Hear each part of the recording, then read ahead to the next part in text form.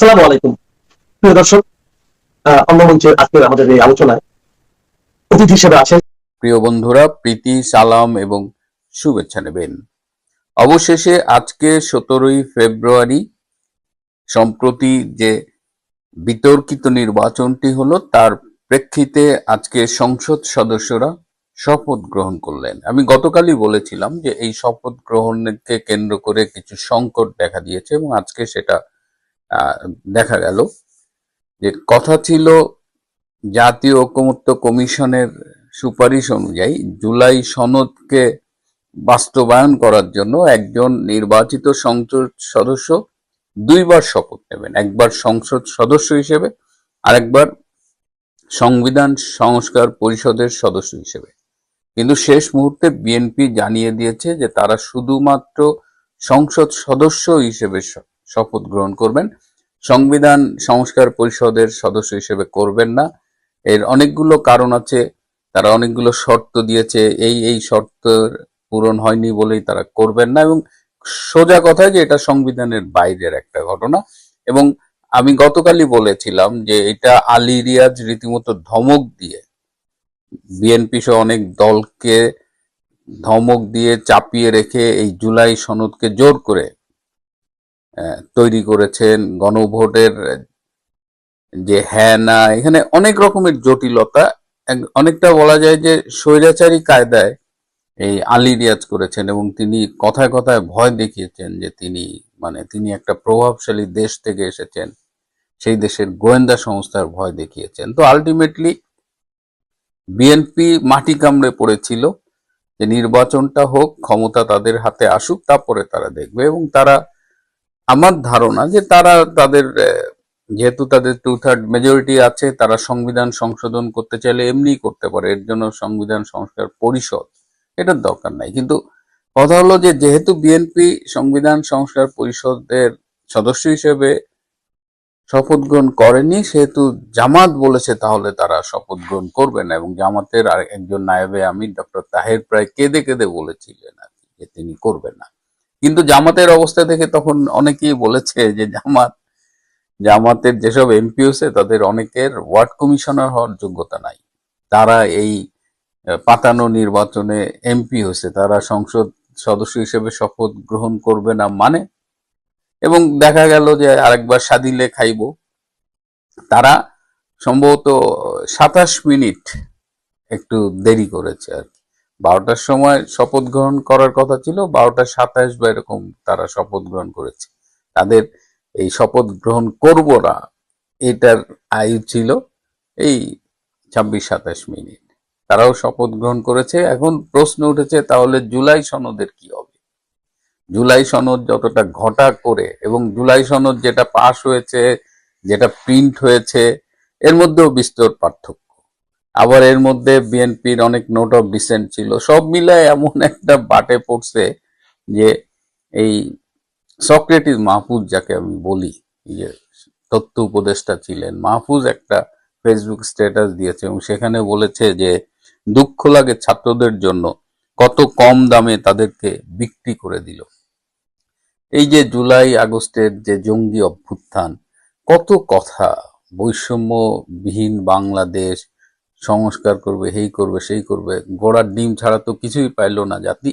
আর একটা প্রহসনের নির্বাচন পাইলাম, সেই নির্বাচন নিয়ে, সেই নির্বাচন বাতিলের দাবিতে প্রহসনের সংসদ নির্বাচন এবং গণভোট বাতিল করে নির্দলীয় নিরপেক্ষ তত্ত্বাবধায়ক সরকারের অধীনে নির্বাচন দাবি করে 551 জন পেশাজীবী একটি বিবৃতি দিয়েছেন। সেখানে ছিলেন চিকিৎসক, সেখানে ছিলেন বিশ্ববিদ্যালয় এবং অন্য শিক্ষা প্রতিষ্ঠানের শিক্ষক, সেখানে ছিলেন সাংবাদিক এবং আইনজীবীরা।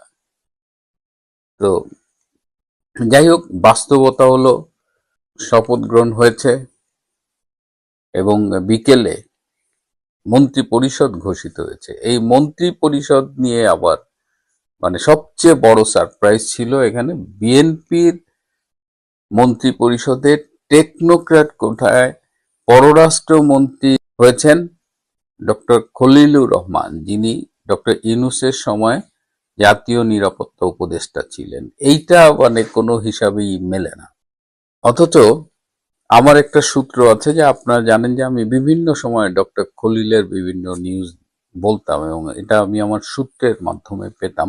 ডক্টর খলিল ব্যক্তিগত আলোচনায় অনেক সময় বলেছেন যে সুযোগ পেলে পররাষ্ট্র মন্ত্রণালয়টা একটু গুছিয়ে নিতাম, তহিদ সাহেব তো পারছেন না। তার কিন্তু অনেকদিন ধরেই তিনি ব্যক্তিগত আলাপে এগুলো বলতেন এবং তিনি ডক্টর ইউনূস প্রশাসনের সম্ভবত একমাত্র ব্যক্তি বা দু একজন হাতে গোনা যারা আছে যারা আমেরিকা এবং ভারত দুজনের কাছেই গ্রহণযোগ্য ছিল। আপনাদের খেয়াল আছে কিনা গত নভেম্বরে যে কলম্বো সিকিউরিটি কনক্লেভের যে মিটিং হয়েছিল দিল্লিতে, সেখানে ডক্টর খলিল গিয়েছিলেন এবং এই কনক্লেভের মিটিং এ তিনি সভাপতিত্বও করেছিলেন। সেখানে কিন্তু অজিত দোভালের সাথে এবং সার্জিও গারের সাথে ডক্টর খলিলের গোপন একান্ত বৈঠক হয়েছিল। সো ডক্টর খলিল বরাবরই ভারতের সাথে যোগাযোগ রাখতেন, আবার এদিকে আমেরিকার সাথে তো তার যোগাযোগ আছেই। তো স্বভাবতই ডক্টর খলিলকে তারেক রহমান বেছে নিয়েছেন। আরেকটা কথা আপনাদের মনে আছে যে গত বছর জুনে লন্ডনে যখন ডক্টর ইউনূস এবং তারেক রহমানের মিটিং হয়েছিল, সেই মিটিংয়েও কিন্তু খলিল গিয়েছিলেন এবং মধ্যস্থতাকারীদের অন্যতম ছিলেন ডক্টর খলিল। এবং এই ডক্টর খলিল এই কদিন আগেও বলেছেন যে আমি চলে যাব। অনেকেই কিন্তু ফেসবুকে বলেছে যে গতকাল তাকে নাকি এয়ারপোর্টে দেখা গেছে, কিন্তু আমরা যেটা জানতাম যে তিনি এই মাসটা থাকবেন এবং তিনিও বলেছিলেন যে তার একটা কাজ আছে, সেটা যদি করতে পারেন করে তারপরে যাবেন। এবং কাজটা যে এই মন্ত্রী পরিষদ সেটা তিনি তখন বলেননি। এই লন্ডন বৈঠকের মধ্য দিয়েও কিন্তু একটা আন্ডারস্ট্যান্ডিং হয়েছিল যে ডক্টর খলিল আসলে যদি বিএনপি ক্ষমতায় আসে তাহলে সেই সরকারের সাথে সে কাজ করতে চায়, যে কোনো ফর্মেই হোক সে সেই সরকারে কন্ট্রিবিউট করতে চায়, এরকম একটা আন্ডারস্ট্যান্ডিং কিন্তু তখনও হয়েছিল এবং সে অল থ্রু মেনটেইন করেছে। আমি মাঝে মধ্যে কিন্তু আমার শোতে বলেছি যে ডক্টর ইউনূস তার উপরে ক্ষুব্ধ হয়েছে, বলেছে তোমাকে আমরা একটা কাজে পাঠাই, তুমি আমার জন্য উল্টা মেসেজ নিয়ে আসো, আমার কথা বলো না, বা এরকম নানা রকমের জটিলতা। আবার এই নাহিদ ইসলাম যে এনসিপির আহ্বায়ক, তিনিও কিন্তু প্রশ্ন তুলেছেন এই সকালে শপথ গ্রহণ করে যে ডক্টর খলিল যদি মন্ত্রী হয় তার মানে কি, যে ডক্টর ইউনূসের ক্যাবিনেটের একজন একজন উপদেষ্টা তিনি পরবর্তী সরকারের মন্ত্রী হচ্ছেন, তার মানে ইউনূস সরকারের ভেতরে থেকে তিনি কোনো স্যাবোটাজ করেছেন কিনা, এই প্রশ্ন উঠেছে। আর আরেকটা ইন্টারেস্টিং বিষয় হলো যে আজকে সারাদিন আমরা কিন্তু কোথাও আলী রিয়াজকে দেখলাম না। এই যে সংবিধান সম্পর্কে না জেনেও তিনি সংবিধান সংস্কার কমিশনের চেয়ারম্যান হলেন, ঐকমত্য কমিশন তিনিই তো মূলত চালিয়েছেন, তো তাকে কেন আজকে দেখা গেল না? আমি যতদূর শুনলাম যে তার সব প্রহরাটরা সরায় ফেলা হয়েছে, তিনি যে সরকারি প্রোটোকল পেতেন, গাড়ি পেতেন, এগুলো নেই এবং তিনি গ্রেপ্তার হতে পারেন গতকাল বলেছি, এবং তাকে অনেকেই খুঁজছে বেসিক্যালি, আমি জানি না কেন। কিন্তু জুলাই সনদ, আলী রিয়াজ দুটাই মনে হয় প্যাকেট হয়ে গেছে, এটার আপাতত কোনো ভবিষ্যৎ দেখতেছি না। নতুন একটি সরকার হয়েছে, এই সরকারের অনেকেই আছে ইনক্লুডিং তারেক রহমান যাদের অতীত অত্যন্ত কালিমালিপ্ত। তো সেই কালিমার থেকে তারা বেরোবে কতখানি, কি করবে? বিএনপি সরকার যে মন্ত্রী পরিষদটা করেছে সেখানে তারুণ্য যেমন আছে, অভিজ্ঞ এবং দক্ষরাও আছে, কিন্তু এই মন্ত্রী পরিষদ পারফর্ম করবে কেমন? আজকে ব্যারিস্টার রুবিন ফারহানা বলেছেন যে অলরেডি মিনিমাম 30% পিপুলের সাপোর্ট যে আওয়ামী লীগের, সেই আওয়ামী লীগের কোনো রিপ্রেজেন্টেশন এই সংসদে নেই। তো আগামী দিনে আওয়ামী লীগ রাজনীতিতে কিভাবে আসবে, এরকম অনেকগুলো প্রশ্ন উত্তরের জন্য আমাদের অপেক্ষা করতে হবে। প্রিয় বন্ধুরা, আজ এ পর্যন্তই। ভালো থাকবেন, সুস্থ থাকবেন, তার চেয়েও জরুরি হলো নিরাপদে থাকবেন। সবাইকে অনেক ধন্যবাদ।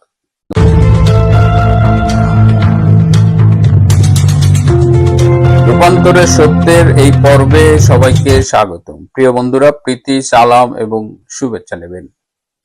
সারা দেশে পৃথিবীর শ্রেষ্ঠ নির্বাচন হচ্ছে, দেখে মনে হচ্ছে যেন ঈদ। এটা ডক্টর ইউনূসের কথা।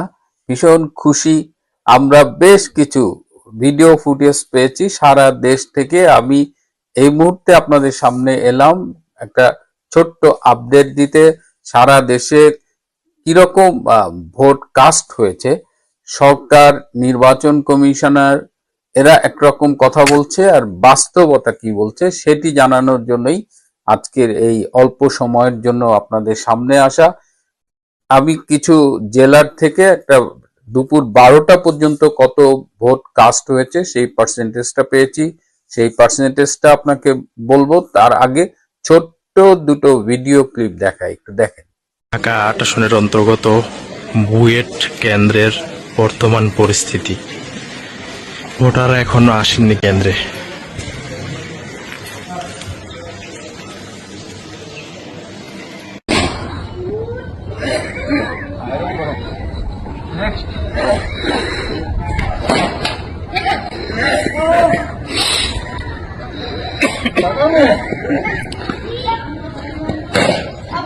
এমনকি ঢাকা শহরের বুকে যেটা দেখালাম বুয়েট, এরকম আরো কয়েকটা কেন্দ্র থেকে এরকম ছবি পেয়েছি যে কালে ভদ্রে ভোটাররা আসছে।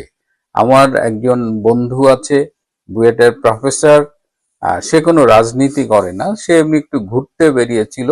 সে জানালো যে অধিকাংশ ভোট কেন্দ্র ফাঁকা। তো আর এখানে তো দেখলেনই যে একটি ভোট কেন্দ্র ফাঁকা বলে সেখানে আইন শৃঙ্খলা রক্ষাকারী বাহিনী ক্রিকেট খেলছে। এদিকে মাঠের বাস্তবতা যেন মিডিয়ায় না আসে এবং মিডিয়ায় নির্বাচনকে কেন্দ্র করে কোনো নেগেটিভ খবর প্রচার করা যাবে না, এই ফরমান কিন্তু ডিজিএফআই এর মিডিয়া উইং থেকে জানানো হয়েছে। যাই হোক, ভোটের পার্সেন্টেজগুলো একটু বলি।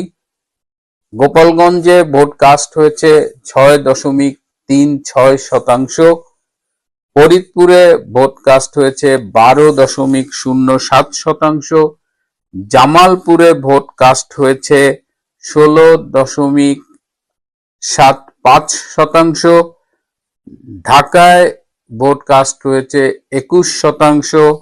নারায়ণগঞ্জে ভোট কাস্ট হয়েছে 23.7%। ময়মনসিংহে ভোট কাস্ট হয়েছে 18.5%।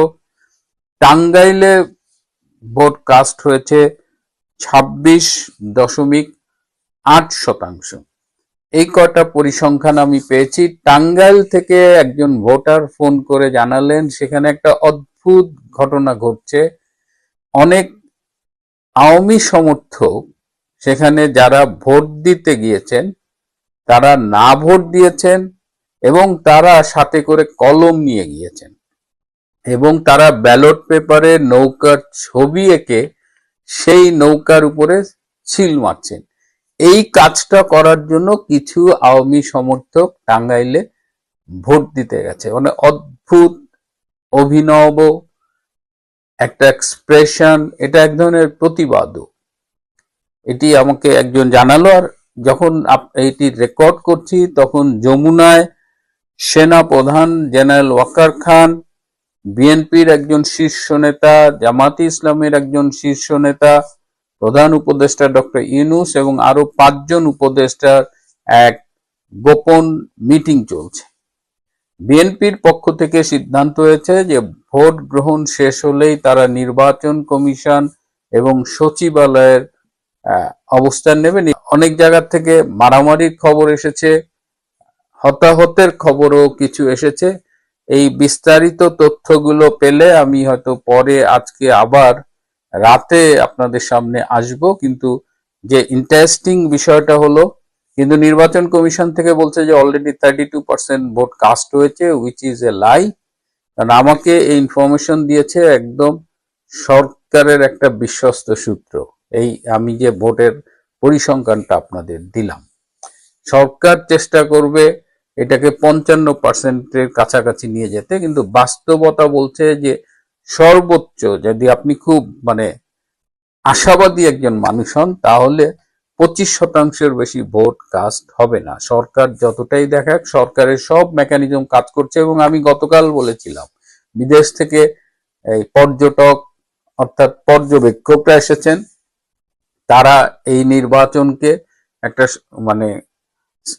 ভালো সার্টিফিকেট নেবেন। এবং অলরেডি ইউরোপিয়ান ইউনিয়নের যে পর্যবেক্ষক দলের প্রধান, তিনি অলরেডি বিশাল একটা মানে উৎসব মুখর নির্বাচন খুঁজে পেয়েছেন। তিনি কোথা থেকে খুঁজে পেয়েছেন, কি পেয়েছেন, সেটা আমার চাইতে আপনারা যারা বাংলাদেশে বসবাস করছেন তারা অনেক ভালো জানেন।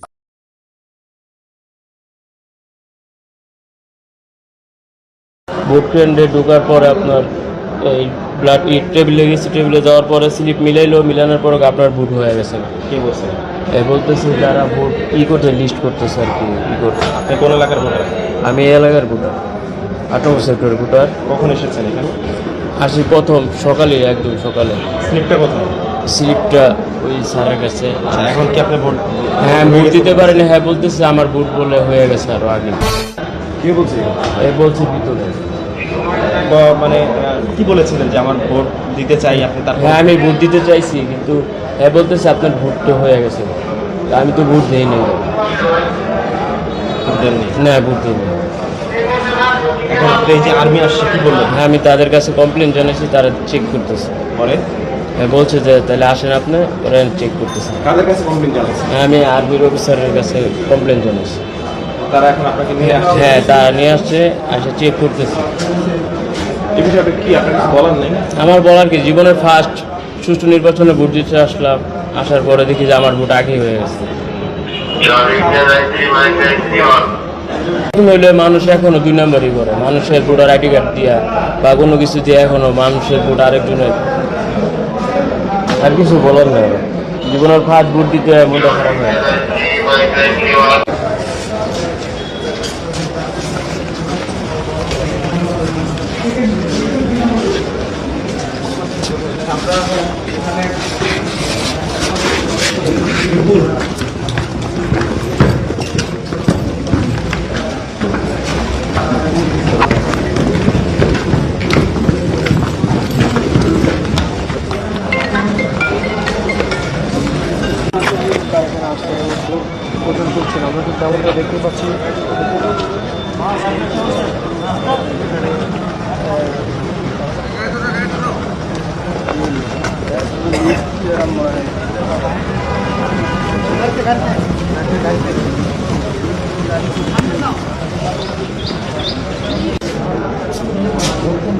আমি এই কেন্দ্রে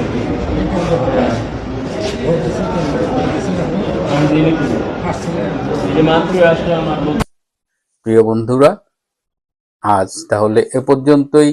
ভালো থাকবেন, সুস্থ থাকবেন, তার চেয়েও জরুরি হলো নিরাপদে থাকবেন। সবাইকে অনেক ধন্যবাদ।